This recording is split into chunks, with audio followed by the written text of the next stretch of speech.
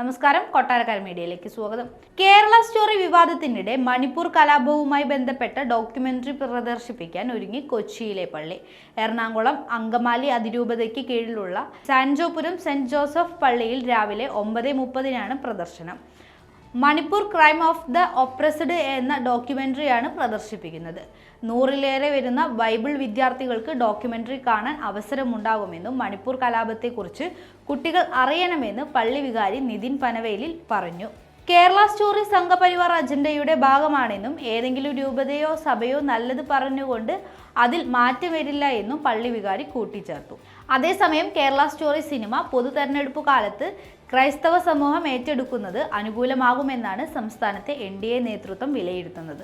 എന്നാൽ കത്തോലിക്ക സഭയ്ക്കുള്ളിൽ ഈ വിഷയത്തിൽ ഭിന്നാഭിപ്രായങ്ങൾ ശക്തമാണ്. പ്രണയക്കെണിക്കെതിരായ ബോധവൽക്കരണം ആവശ്യമെന്ന് പറയുന്നവർ തന്നെ കേരള സ്റ്റോറി സിനിമ ഏറ്റെടുക്കുന്നത് തെറ്റായ സന്ദേശം നൽകുമെന്ന അഭിപ്രായത്തിലാണ്.